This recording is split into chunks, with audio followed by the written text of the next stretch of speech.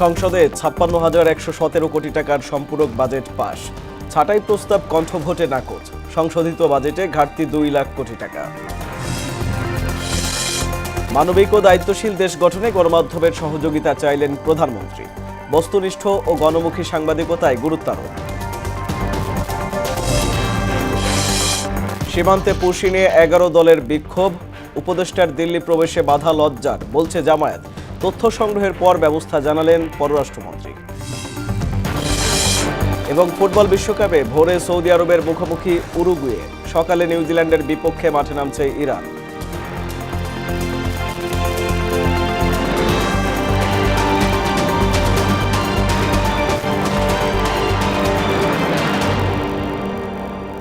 আসসালামু আলাইকুম, স্বাগত মোহনা সংবাদে। এতক্ষণ শুনছিলেন শিরোনাম, পুরো সংবাদের সঙ্গে আছি আমি আরিফুল ইসলাম। জাতীয় সংসদে চলতি ২০২৫-২৬ অর্থ বছরের জন্য ৫৬,১১৭ কোটি টাকার সম্পূরক বাজেট পাশ হয়েছে। এর মাধ্যমে যেসব মন্ত্রণালয়, বিভাগ ও প্রতিষ্ঠানের ব্যয় বাজেটের মূল বরাদ্দের চেয়ে বেড়েছে, সেগুলোর অতিরিক্ত ব্যয় অনুমোদন পেল। সোমবার জাতীয় সংসদে অর্থমন্ত্রী আমির খসরু মাহমুদ চৌধুরী সম্পূরক বিল ২০২৬ উত্থাপন করেন। পরে বিলটি কণ্ঠভোটে পাশ হয়।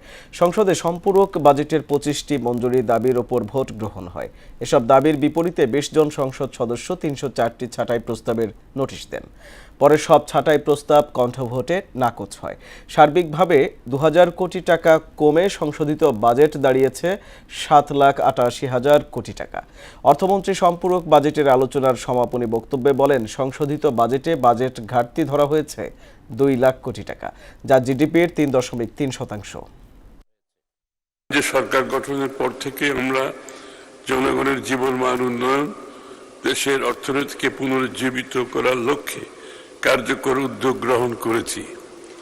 বর্তমান সরকার গঠনের পর থেকে সৃষ্ট বৈশ্বিক অস্থিরতা, অর্থনীতির অভ্যন্তরীণ কাঠামোর দুর্বলতা এবং মূল্যস্ফীতিজনিত চাপ মোকাবেলা করে দেশের অর্থনীতিকে পুনর্গঠন করা বর্তমান সরকারের অন্যতম প্রধান অগ্রাধিকার। ইউরোপ ও আমেরিকাকে অনুকরণ নয়, বাসযোগ্য, মানবিক ও দায়িত্বশীল দেশ গড়ে তুলতে গণমাধ্যমের সহযোগিতা চেয়েছেন প্রধানমন্ত্রী তারেক রহমান। সোমবার দুপুরে প্রধানমন্ত্রীর কার্যালয়ে ইলেকট্রনিক মিডিয়ার প্রধান নির্বাহী ও বার্তা প্রধানদের সঙ্গে বৈঠকে দায়িত্বশীল, বস্তুনিষ্ঠ ও গণমুখী সাংবাদিকতার ওপর গুরুত্ব আরোপ করেন সরকার প্রধান। শামীমুজ্জামান চৌধুরীর রিপোর্ট। সচিবালয়ে প্রধানমন্ত্রীর কার্যালয়ে অনুষ্ঠিত বৈঠকে অংশ নেন ইলেকট্রনিক মিডিয়ার প্রধান নির্বাহী ও বার্তা প্রধানরা। এতে সরকার ও গণমাধ্যমের সম্পর্ক, সংবাদ পরিবেশনের মান উন্নয়ন এবং দায়িত্বশীল সাংবাদিকতার পরিবেশ তৈরির নানা দিক নিয়ে আলোচনা হয়। প্রায় ২ ঘন্টা আলোচনা শেষে সাংবাদিকদের সঙ্গে কথা বলেন তারা। তিনি যে পরিবর্তনের সূচনা করতে চান, সেই পরিবর্তনের সূচনাতে প্রধানমন্ত্রী গণমাধ্যমের সহযোগিতা চেয়েছেন। আসলে বিশেষ করে তিনি বলেছেন যে ইতিবাচক যে কাজগুলো রয়েছে সেগুলো শুধু সরকারের স্বার্থে নয়, দলের স্বার্থে নয়, দেশের স্বার্থে গণমাধ্যম যাতে এই কাজগুলোকে সমর্থন করে। তিনি পরিষ্কার বলেছেন যে আমরা দেশটাকে লন্ডন, সিঙ্গাপুর বানাতে চাই না, কিন্তু গত ফ্যাসিস্ট সরকারের আমলে যে অন্যায় হয়েছে, অবিচার হয়েছে, সেই আবর্জনা মুক্ত করে ধীরে ধীরে কিছুটা ভালোর পথে এগিয়ে নিতে চাই। যে আমরা কি সংকট ফেস করছি, বিগত ১৭ বছরে গণমাধ্যম কোথায় গিয়ে পৌঁছেছে, মানুষের অবিশ্বাসের জায়গায় পৌঁছেছে, আমরা সেই বিষয়গুলো প্রধানমন্ত্রীর কাছে বলেছি। উনি নিজেও এগুলোর ব্যাপারে জানেন, সচেতন আছেন এবং আমরা সেই জায়গা থেকে কিভাবে গণমাধ্যমকে উত্তরণ ঘটাতে হয়, কিভাবে মানুষের কাছে গণমাধ্যমের গ্রহণযোগ্যতা বাড়াতে হয়, সেই জায়গায় সরকারের সহযোগিতা আমরা চেয়েছি। বৈঠকে সম্প্রচার মাধ্যম সংশ্লিষ্টরা দ্রুত মিডিয়া কমিশন গঠনের দাবি জানান। একই সঙ্গে গণমাধ্যমকে আরও কার্যকর, স্বাধীন ও জবাবদিহিমূলক অবস্থানে নিতে প্রয়োজনীয় সংস্কারের বিষয়গুলো প্রধানমন্ত্রীর কাছে তুলে ধরেন তারা। আমরা যারা মিডিয়া, আমরা যারা সাংবাদিক, আমরা যেন সত্যিকার অর্থে সাংবাদিকতাটাই করি। আমাদের কাছ থেকে কোনো ওই যে আগের মতো দলীয় সাংবাদিকতার নামে সরকারের তোয়াজ তোষামত এগুলো মোটেও প্রয়োজন নেই। যেটা সত্য, সেই সত্যকে যেন আমরা সঠিকভাবে তুলে ধরি, সেটাই তার প্রত্যাশা এবং আমরা সেভাবেই কথা বলেছি। শুধু রাজনৈতিক সংবাদে সীমাবদ্ধ না থেকে মানবিক ও সম্ভাবনাময় বাংলাদেশ গঠনে ইতিবাচক ভূমিকা রাখার আহ্বান জানিয়েছেন প্রধানমন্ত্রী। এমন তথ্য জানান প্রধানমন্ত্রীর প্রেস সচিব। একটা কথা বলেছেন যে একটা কুকুর মারা যাচ্ছে আর আমরা বসে বসে ভিডিও করছি, একটা পশুকে কেউ মেরে ফেলছে, একটা মানুষকে কেউ মেরে ফেলছে। এই যে আমাদের মধ্যে যে মানবিক অনুভূতিগুলো, মানবিক মূল্যবোধগুলো, এই বোধগুলো জাগিয়ে তোলা দরকার। আমাদের মধ্যে আমাদের সামাজিক বোধগুলো আমাদের মধ্যে জাগ্রত করা দরকার। গণমাধ্যমের স্বাধীনতা, পেশাগত নিরাপত্তা ও দায়িত্বশীল সাংবাদিকতার পরিবেশ নিশ্চিত করতে সরকার ও গণমাধ্যমের সমন্বয় আরও জোরদারের প্রত্যাশা উঠে এসেছে বৈঠকে। সংশ্লিষ্টরা বলছেন, সংস্কার ও পারস্পরিক আস্থার ভিত্তিতেই কার্যকর গণমাধ্যম কাঠামো গড়ে তোলা সম্ভব। শামীমুজ্জামান চৌধুরী, মোহনা সংবাদ, ঢাকা।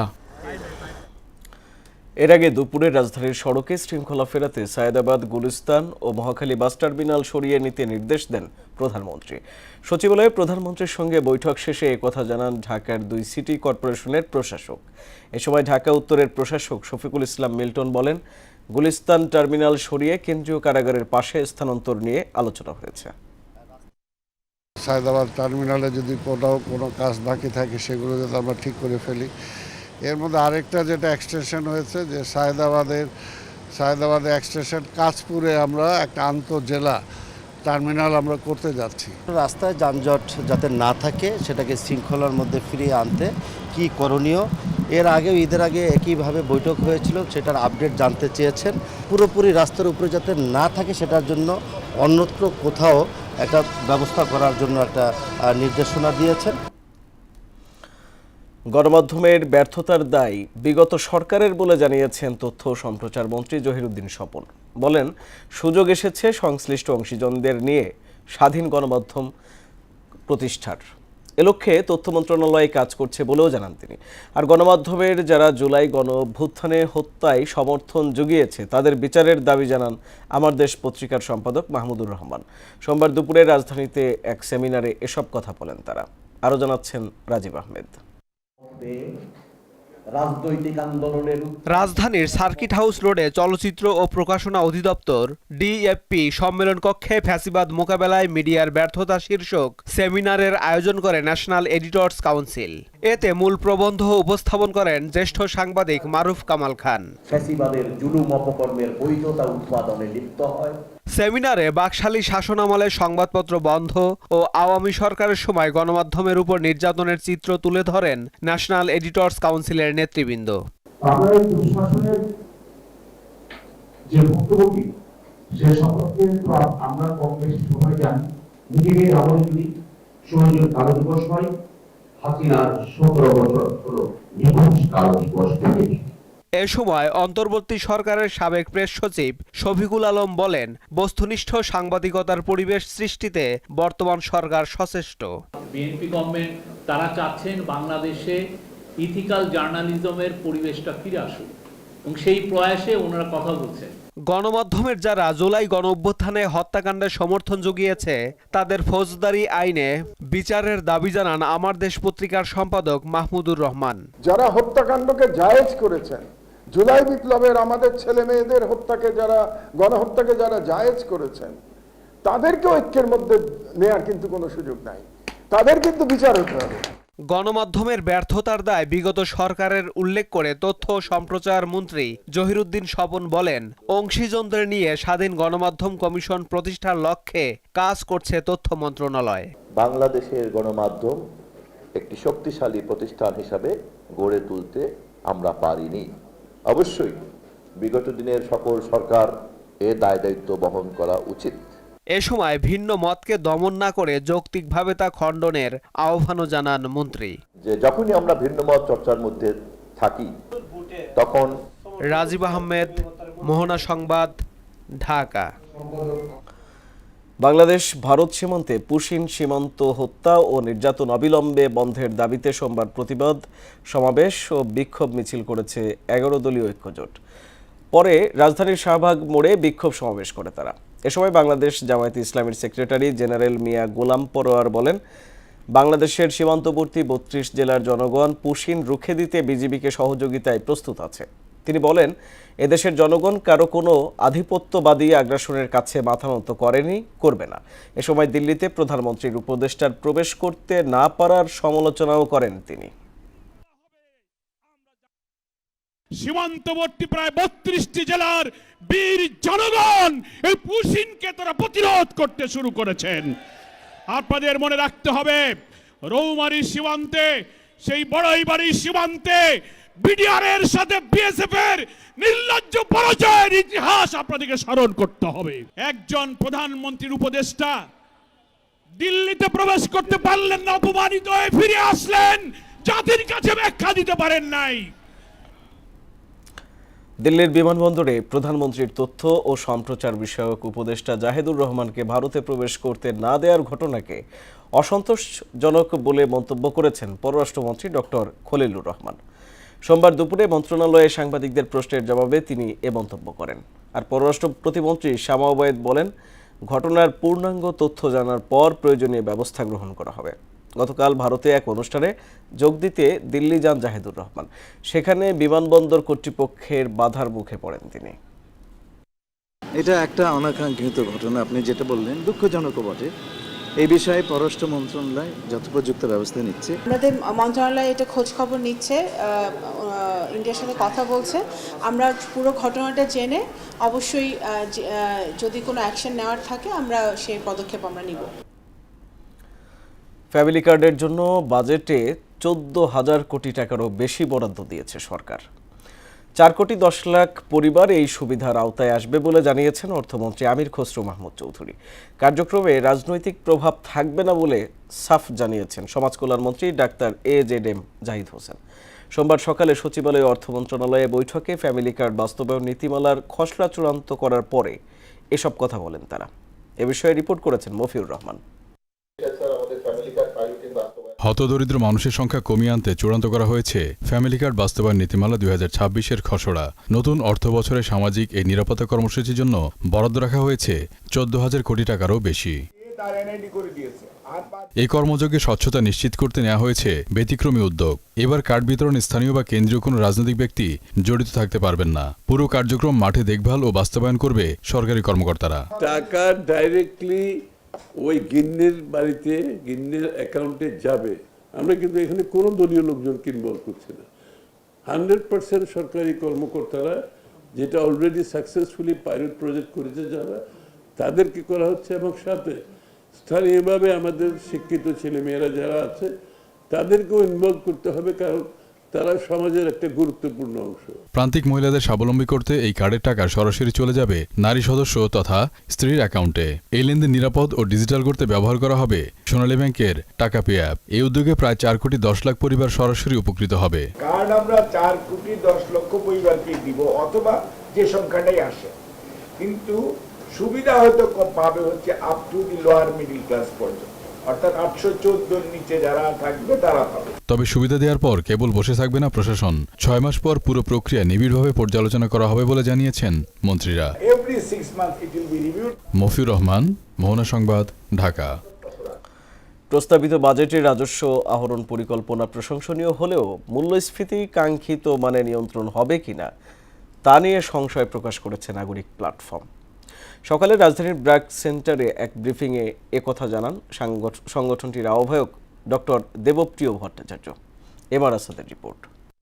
আমাদের তৌফিকুল ইসলাম খান 2026-27 অর্থবছরের প্রস্তাবিত বাজেটের ওপর ব্রিফিং ও আলোচনা সভার আয়োজন করে নাগরিক প্ল্যাটফর্ম। মহাখালীর ব্র্যাক সেন্টারে এ অনুষ্ঠানে কথা বলেন অর্থনীতিবিদ, শিক্ষাবিদ ও সামাজিক সংগঠনের প্রতিনিধিরা। তাদের মতে বাজেটে সামাজিক সুরক্ষা খাতে জোর দেয়া হলেও ভূমি ও কৃষির বিষয়ে পরিকল্পিত প্রস্তাবনার ঘাটতি রয়েছে। জাস্টিসের জায়গায় যেতে হলে আপনি শুধু কতটুকু বাড়িয়েছেন তা না, how you are going to spend, who benefits from this investment. প্রত্যেকটা এলপিজি সিলিন্ডারের সাথে আর এলপিজির জন্য 200 টাকা পর্যন্ত আমাদের ভর্তুকি দেওয়া উচিত। নাগরিক প্ল্যাটফর্মের আহ্বায়ক ডক্টর দেবপ্রিয় ভট্টাচার্য বলেন, সামাজিক সুরক্ষা খাতের জন্য বরাদ্দ বাড়লেও এর অর্থ সংস্থান ও ধারাবাহিকতা রক্ষা নিয়ে সংশয় রয়েছে। অসুবিধাগ্রস্ত মানুষের জন্য সুনির্দিষ্ট বিভিন্ন পদক্ষেপের কথাও এসছে, কিন্তু যেটা এসছে যে এই পদক্ষেপগুলোকে বাস্তবায়ন করতে হলে যে আর্থিক কাঠামোটা দরকার করে, সেই আর্থিক কাঠামো খুবই দুর্বল। অর্থাৎ যে বরাদ্দগুলো দেওয়া হয়েছে সেগুলি শেষ পর্যন্ত পাওয়া যাবে কিনা এবং সেইটা নিশ্চয়তা এবং সেটা গুণমান সম্পন্নভাবে ব্যবহার হবে কিনা এইটার আশঙ্কা রয়ে গেছে। রাজস্ব আহরণের পদক্ষেপ প্রশংসনীয় হলেও সংস্কার নিয়ে স্বচ্ছতার অভাব দীর্ঘমেয়াদে ভোগাবে। তথ্য উপাত্ত নিয়ে গড়িমসি না করতে সরকারকে তাগিদ দেন তিনি। যদি মূল্যস্ফীতি নিয়ন্ত্রণ না করা হয় তাহলে তাদের জীবনমানের সুরক্ষা দেওয়া সম্ভব হবে না। 2 নম্বর, তাদের যদি কর্মসংস্থান না হয়, উৎপাদনমূলক কর্মসংস্থান, আয়বর্ধক কর্মসংস্থান না হয় যেখানে বিনিয়োগযুক্ত, তাহলেও তাদের পক্ষে এই সুবিধা পাওয়া সম্ভব হবে না। এবং তৃতীয়ত, এই পরিস্থিতির সাথে যদি তাদের সঞ্চয় যেটুকু ছিল সেগুলি যদি ভেঙে খেতে হয় তাহলেও কিন্তু তারা কোনো সুরাহা এখানে পাবে না। 3 মাস অন্তর সংসদে সরকারের পক্ষ থেকে বাজেট বাস্তবায়নের হালনাগাদ বিবৃতি দাবি করেন ডক্টর দেবপ্রিয় ভট্টাচার্য। অর্থমন্ত্রীকে 3 মাস পর পর সংসদে এটার উপরে প্রতিবেদন দেওয়া উচিত। MR আসাদ, মোহনা সংবাদ, ঢাকা। প্রস্তাবিত বাজেটে পরিবহন ও যোগাযোগ খাতে বরাদ্দ বেড়েছে 12,438 কোটি টাকা। তবে বিশেষজ্ঞরা বলছেন, যাত্রীদের স্বস্তি ফেরাতে নতুন প্রকল্প গ্রহণের পাশাপাশি দ্রুত চলমান কাজ শেষ করতে হবে। পাশাপাশি বৈদেশিক ঋণ গ্রহণের ক্ষেত্রে বিশেষ পরামর্শও দেন তারা। আরও জানাচ্ছেন বিজন কুমার। ঢাকা রেলওয়ে স্টেশনের রংপুর এক্সপ্রেসের যাত্রার নির্ধারিত সময় সকাল 9:10। কিন্তু দুপুর গড়িয়ে এলেও ট্রেনের দেখা নেই। উপায় না পেয়ে ভোগান্তি সঙ্গী করে স্টেশনে অপেক্ষায় হাজারো যাত্রী। আমরা সকাল 7টা বাজে আসছি এখানে, 9:30-এ ট্রেন ছাড়ার কথা ছিল, তো এই পর্যন্ত 1টা বেজে গেছে। ট্রেনের ভোগান্তির এখন শেষ নাই। নির্ধারিত সময়ের ভিতরে যদি ট্রেনগুলো উচিত হতে পারে, আশা করি আমাদের জনগণের হয়রানিটা একটু কম হবে। ট্রেনের শিডিউল বিপর্যয়ের ঘটনা নতুন কিছু নয়। যাত্রীরা বলছেন, সেবা নিশ্চিত করতে না পারায় বাড়ছে দুর্ভোগ। দেরিতে ট্রেন ছাড়া, তথ্যের ঘাটতি এবং দুর্বল ব্যবস্থাপনায় ক্ষুব্ধ অনেকেই। যাত্রীর তুলনায় ট্রেনের টিকিট অনেক কম বরাদ্দ হচ্ছে, যে কারণে মানুষের অনেক ভোগান্তির সৃষ্টি হচ্ছে। বগিগুলা সংস্কার করার দরকার এবং ইঞ্জিনগুলা বাড়ানো দরকার। সরকার যে বাজেটটা বাস্তবায়ন করছে সেটা যেন সাকসেস হতে আর কি, সেটা আমরা আশাবাদী। ট্রেনের পাশাপাশি মানুষের অভিযোগের তীর সড়ক পরিবহন ব্যবস্থার দিকে। বিশেষ করে রাজধানীতে যানজট ও অপরিকল্পিত যানবাহন চলাচলে বিপাকে পড়ছেন নগরবাসী। বাজেটে পরিবহন ও যোগাযোগ খাত সংস্কারে কার্যকর উদ্যোগ নেয়ার দাবি সাধারণ মানুষের। যানজট মুক্ত পরিবহনে করতে পারি, যাতায়াত ফ্রিকুয়েন্সি যাতায়াত করতে পারি। AI ক্যামেরাগুলো একটু সক্রিয় করলে মানে রাস্তায় যানজটের পরিমাণ কমবে। 2025-26 অর্থ বছরে পরিবহন ও যোগাযোগ খাতে সংশোধিত বাজেট বরাদ্দ ছিল 48,292 কোটি টাকা। গুরুত্ব বিবেচনায় 2026-27 অর্থ বছরে এই খাতে বাজেট প্রস্তাব করা হয়েছে 60,730 কোটি টাকা। প্রস্তাবিত বাজেটে নতুন লোকোমোটিভ এবং রক্ষণাবেক্ষণ ব্যবস্থা আধুনিকায়নের ওপর জোর দেন বিশেষজ্ঞরা। রেল কিন্তু পরিচালনার বিষয়। রেলে যদি আমরা 8 থেকে 10,000 কোটি টাকা একটা বিনিয়োগ করি, আমার যে রেল লাইনগুলি জরাজীর্ণ সেটা যেমন সংস্কার হয়ে যাবে, একই সাথে আমার চাহিদা অনুযায়ী আমাদের লোকোমোটিভ এবং কোচের একটা সংকট আছে, এই সংকটগুলি কাটানোর জন্য পরিচালনার ক্ষেত্রেও কিন্তু সরকারকে মনোযোগী হতে হবে। নতুন প্রকল্পের পাশাপাশি চলমান উন্নয়ন ও সংস্কার দ্রুত শেষ করার তাগিদ দেন তিনি। বাজেটটাকে আমি মনে করি গণপরিবহন বান্ধব হওয়া, পরিচালনার দিকে মনোযোগী হওয়া, পাশাপাশি যে অবকাঠামোগুলি তৈরি হয়ে গেছে সেটাকে ব্যবহার উপযোগী করা। একই সঙ্গে বৈদেশিক ঋণ গ্রহণের পূর্বে মোট দেশজ উৎপাদনের দিকে খেয়াল রাখার পরামর্শ দেন এই বিশেষজ্ঞ। খেয়াল রাখতে হবে যে আমাদের জিডিপির যে গ্রোথের কথা বলি সেটা 8 থেকে 10% মধ্যে যেন থাকে। বিজন কুমার, মোহনা সংবাদ, ঢাকা। জুলাইয়ের শেষ সপ্তাহে বিনামূল্যে স্কুল ড্রেস বিতরণ কার্যক্রম শুরু হবে বলে জানিয়েছেন শিক্ষামন্ত্রী আনোয়ামা এহসানুল হক মিলন। তিনি বলেন, চলতি বছরের ডিসেম্বরের মধ্যে সব স্কুলে পরিমার্জিত বই পৌঁছে দেওয়া হবে। সকালে মোহাম্মদপুরে সরকারি শারীরিক শিক্ষা কলেজ মাঠে আয়োজিত এক অনুষ্ঠানে তিনি এসব কথা বলেন। আমরা টেকনিক্যাল ট্রেনিং সেন্টার হতে শুরু করে কারিগরি শিক্ষা দীক্ষিত করে মানব সম্পদ তৈরি করার জন্য শিক্ষা মন্ত্রণালয় থেকে নির্বাস আমরা কাজ করে চলছি। আমরা চাই মাননীয় প্রধানমন্ত্রী যে এজেন্ডা রয়েছে সেই এজেন্ডা এই শিক্ষাকে বাংলাদেশে সবচেয়ে বেশি গুরুত্ব দিয়েছেন। দুবাইয়ে গ্রেপ্তার সাবেক আইজিপি বেনজির শুধু শাপলা চত্বরের মাস্টার মাইন্ডই নয়, তার বিরুদ্ধে ট্রাইব্যুনালে 10টির মতো মামলায় তদন্ত চলছে, যার প্রত্যেকটার সঙ্গে তার যোগসূত্র রয়েছে বলে জানিয়েছেন চিফ প্রসিকিউটর মোহাম্মদ আমিনুল ইসলাম। বলেন, বেনজিরকে দেশে ফিরিয়ে বিচারের মুখোমুখি করা হবে। এদিকে জুলাই আন্দোলনে রামপুরায় 2জনকে হত্যাসহ একজনকে গুলির ঘটনায় মানবতা বিরোধী অপরাধ মামলার রায় হবে 28 জুন। মুদাসির আলীর প্রতিবেদন। সম্প্রতি দুবাইয়ে গ্রেপ্তার হন সাবেক পুলিশ মহাপরিদর্শক বেনজির আহমেদ। তার বিরুদ্ধে শাপলা চত্বরে হত্যাযজ্ঞ, টিএফআই সেলে গুম নির্যাতনের ঘটনাসহ মানবতাবিরোধী অপরাধের একাধিক মামলা রয়েছে আন্তর্জাতিক অপরাধ ট্রাইব্যুনালে। সোমবার নিজ কার্যালয়ে এক ব্রিফিংয়ে চিফ প্রসিকিউটর মোহাম্মদ আমিনুল ইসলাম জানান, বেনজির আহমেদকে দেশে ফেরানো মাত্রই ট্রাইব্যুনালে হাজির করে বিচারের মুখোমুখি করা হবে। তাকে যদি বাংলাদেশে আনা হয়, আমাদের এই ট্রাইব্যুনালেও তাকে আনা হবে। তার বিচারের ব্যাপারে আমাদের ট্রাইব্যুনাল সর্বোচ্চ কঠোর হস্তে এই বিচারটি সম্পন্ন করা হবে। এক প্রশ্নের জবাবে তিনি বলেন, বেনজিরকে দেশে আনার প্রক্রিয়া পুরোটাই সরকারের ওপর নির্ভরশীল। সরকার ইতিমধ্যে ইউএই সরকারের কাছে আবেদন করেছে তাকে বাংলাদেশে ফেরত দেওয়ার জন্য। যেহেতু সরকার ডিল করতেছেন, আমি এই বিষয়ে এর বাইরে আর কিছু বলার সুযোগ নাই। এদিকে জুলাই আন্দোলনে রামপুরায় কার্নিশে ঝুলে থাকা একজনকে গুলি এবং দুজনকে হত্যার ঘটনায় মানবতাবিরোধী অপরাধ মামলার রায়ের দিন ধার্য হয়েছে বলে জানান আমিনুল ইসলাম। এ মামলায় ডিএমপির সাবেক কমিশনার হাবিবুর রহমান সহ মোট আসামি 5 জন। রামপুরার যেটা কার্নিশে ঝুলে থাকা আমির হোসেন ঝুলে থাকার যে মামলায় আগামী 28 জুন 2026 তারিখে 1 নম্বর ট্রাইব্যুনাল থেকে রায় হবে। এই রায় 4 মার্চ হওয়ার কথা থাকলেও চঞ্চল চন্দ্র সরকারের অ্যাডিশনাল এভিডেন্স আসায় এটি পিছিয়ে যায়। সেই ভিডিও ক্লিপটি আমরা প্লে করে দেখাই যে চঞ্চল নিজে স্বীকার করে বলছে সে তাকে গুলি করেছে, তরিকুল গুলি করেছে। তবে এই ঘটনায় এসআই গোলাম কিবরিয়ার সম্পৃক্ততা নিয়ে যথোপযুক্ত প্রমাণ পাওয়া গেলে আইনি ব্যবস্থা গ্রহণের কথাও জানান চিফ প্রসিকিউটর। যদি গোলাম কিবরিয়ার অপরাধ সংক্রান্ত কোনো সম্পৃক্ততা থাকে তাহলে অবশ্যই তাকে বিচারের সম্মুখীন করব এবং করার সুযোগ আছে। মুদাসসির আলী, মোহনা সংবাদ, ঢাকা। হাম ও উপসর্গে গেল 24 ঘন্টায় আরও 4 শিশুর মৃত্যু হয়েছে। এই সময় নতুন করে 1036 জনের শরীরে হাম ও এর উপসর্গ পাওয়া গেছে। এ নিয়ে গেল 15 মার্চ থেকে এখন পর্যন্ত এই রোগে 563 শিশুর মৃত্যু হয়েছে। আর নিশ্চিত হামে মারা গেছে 93 জন। ফলে মোট মৃত্যুর সংখ্যা দাঁড়িয়েছে 656 জনে। একই সময়ে সন্দেহজনক হামে হাসপাতালে ভর্তি হয়েছেন 71,467 জন ও সুস্থ হয়ে বাড়ি ফিরেছে 67,878 জন। স্বাস্থ্য অধিদপ্তরের নিয়মিত প্রতিবেদনে এ তথ্য জানানো হয়েছে। বর্তমান সরকার যথাসময়ে হামের টিকা দেয়ায় মৃত্যুহার কমে এসেছে বলে জানিয়েছেন স্বাস্থ্যমন্ত্রী সরদার মোহাম্মদ সাখাওয়াত হোসেন। তিনি বলেন, হামে মৃত্যুহার পুরোপুরি নিয়ন্ত্রণে আরও সময় লাগবে। সোমবার সকালে আন্তর্জাতিক মাতৃভাষা ইনস্টিটিউটে বিশ্ব তামাক মুক্ত দিবসে আলোচনায় এসব কথা বলেন তিনি।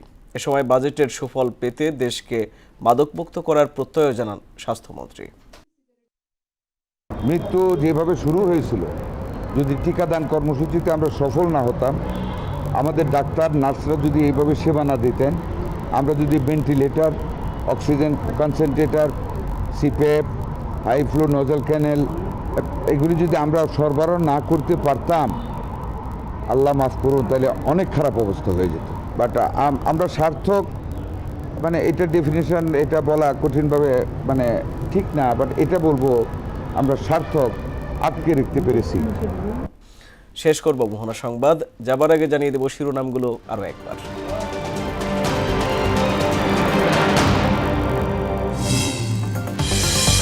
সংসদে 56,117 কোটি টাকার সম্পূরক বাজেট পাস। ছাঁটাই প্রস্তাব কণ্ঠ ভোটে নাকচ। সংশোধিত বাজেটে ঘাটতি 2 লাখ কোটি টাকা। মানবিক ও দায়িত্বশীল দেশ গঠনে গণমাধ্যমের সহযোগিতা চাইলেন প্রধানমন্ত্রী। বস্তুনিষ্ঠ ও গণমুখী সাংবাদিকতায় গুরুত্ব আরোপ। সীমান্তে পুশিনে 11 দলের বিক্ষোভ। উপদেষ্টার দিল্লি প্রবেশে বাধা লজ্জার, বলছে জামায়াত। তথ্য সংগ্রহের পর ব্যবস্থা, জানালেন পররাষ্ট্রমন্ত্রী। এবং ফুটবল বিশ্বকাপে ভোরে সৌদি আরবের মুখোমুখি উরুগুয়ে। সকালে নিউজিল্যান্ডের বিপক্ষে মাঠে নামছে ইরান।